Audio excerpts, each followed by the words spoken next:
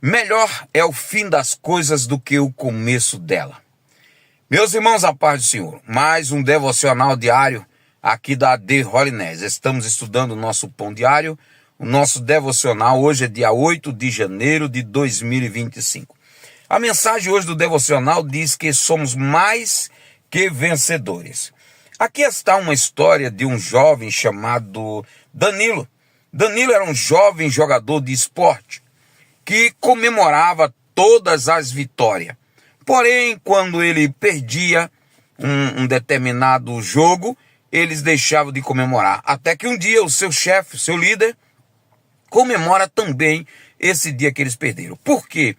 Deu uma lição ao jovem Danilo, mostrando para ele que perder um jogo não é perder o campeonato. Perder um jogo não é perder a temporada. Assim também é aplicação para a vida do cristão.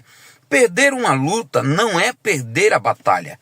Perder uma situação não é o desespero total para a vida do crente, porque a Bíblia diz que em Cristo nós somos mais do que vencedores. Você sabe o que é a palavra mais do que vencedor?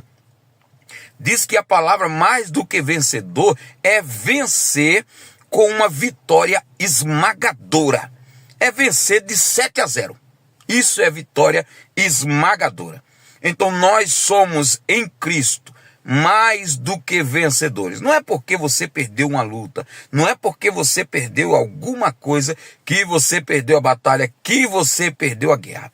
Aí o apóstolo Paulo, no livro de Romanos, capítulo de número 8, lá no versículo de número 39, ele disse: eu estou certo que nem a altura, nem a profundidade, nem a morte, nem o porvir, nada, nenhuma outra criatura poderá nos tirar do amor de Deus que está em Cristo Jesus, o nosso Senhor. Para começar, você é um mais do que vencedor.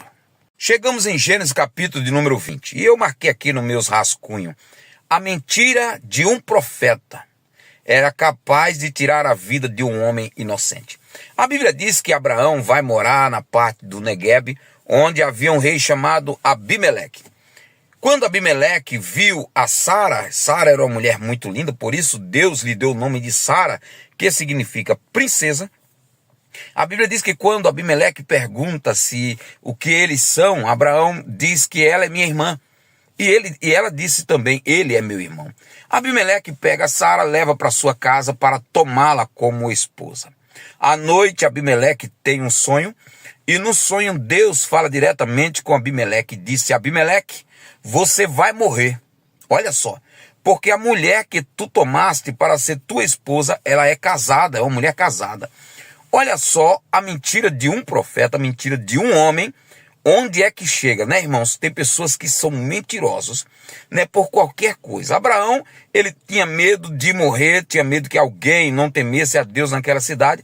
Ele fez um pré-julgamento, mas naquela cidade havia este homem, este rei chamado Abimeleque, um homem justo perante Deus. E a Bíblia diz que Abimeleque, ele em sonho mesmo, ele fala com Deus e disse: Deus, tu vai tirar a vida de um homem inocente e vai tocar em uma nação inocente?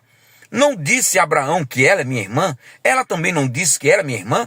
Aí a Bíblia diz que Deus fala para ele e diz assim: não morrerás, porque eu conheço a sinceridade do teu coração. Mas devolve ela para o seu esposo, para Abraão, e ele é profeta. Ele vai orar por você e você vai ser curado. E a Bíblia diz que ele chama Abraão, Abimeleque chama Abraão.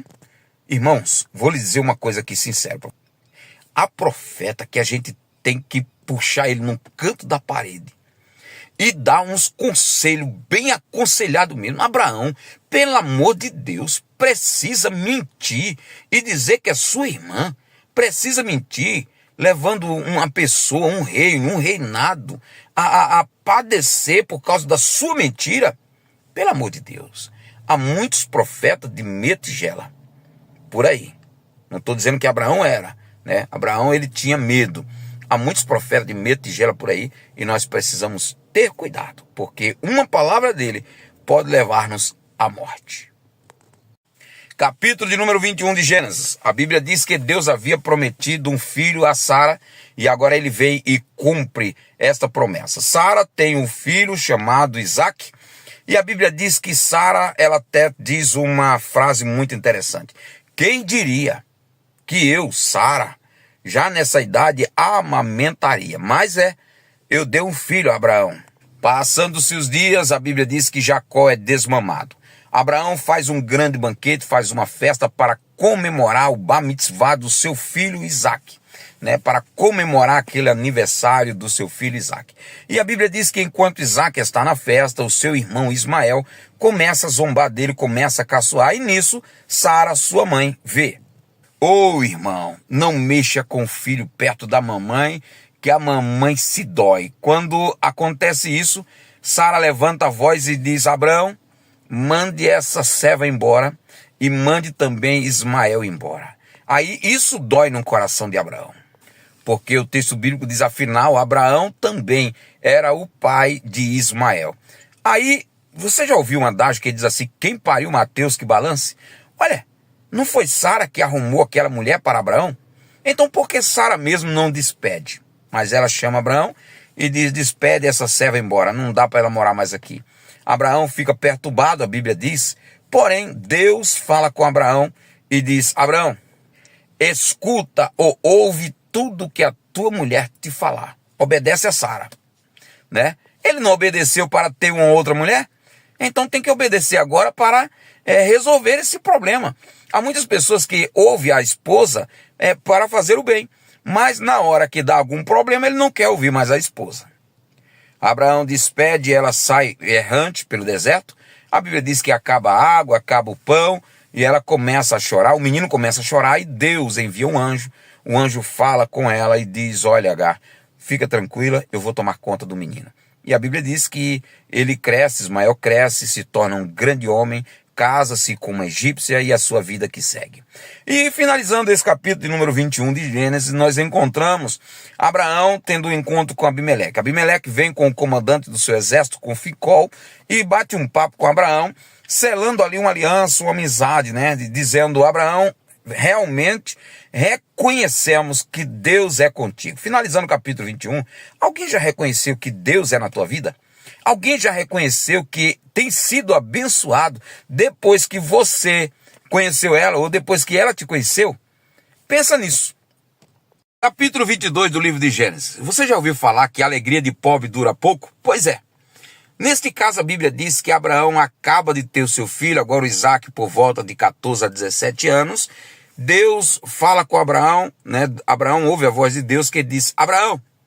E ele diz: eis-me aqui, Senhor.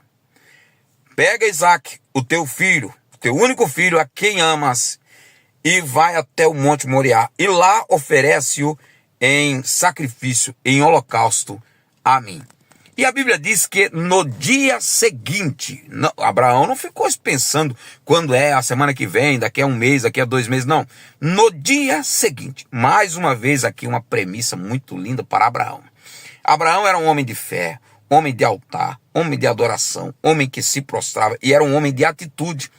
Quando Deus, no capítulo anterior, fala com Abraão, Abraão ouve a voz de Sara para ele dispensar Agar, a Bíblia diz que no dia seguinte, Abraão dispensa Agar. Aqui Deus diz: eu quero seu filho. Abraão, no dia seguinte, pela madrugada, ele já estava no caminho para oferecer o seu filho em sacrifício. Mais para frente, a Bíblia diz que Isaac vai na frente com Abraão, vai com um feixe de lenha, e ele diz assim: pai, a lenha nós temos, o fogo nós temos, o cutelo nós temos, mas e o cordeiro para esse sacrifício? Sabe o que eu acho interessante aqui?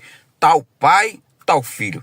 Isaac conhecia e sabia que Abraão era um homem de altar, que Abraão era um homem de adoração, que Abraão era um homem de sacrifício, que Abraão era um homem de holocausto, a ponto de Isaac já compreender e entender quais eram os utensílios usados em um sacrifício, em um culto, em um altar. E ele faz essas interrogações. Abraão, com o coração partido, diz: Deus proverá para si um cordeiro. E a Bíblia diz que Abraão prepara tudo, prepara o altar, prepara a lenha, prepara, né, o fogo. Quando ele vai colocar o filho Isaque em cima do altar, que pega o cutelo ou pega a faca para matá-lo, a Bíblia diz que o anjo do Senhor com A maiúsculo, com S, com A maiúsculo, A de anjo maiúsculo.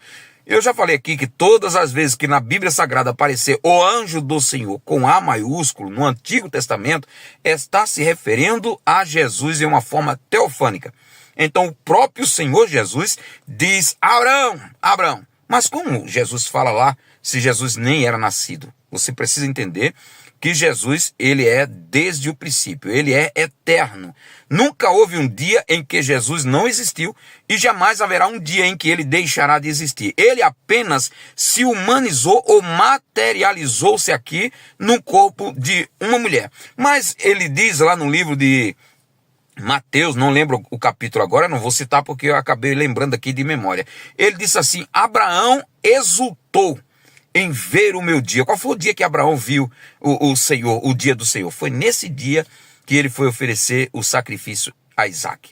Agora vamos lá, o último texto que nós vamos compartilhar, o livro de São Mateus, capítulo de número 6.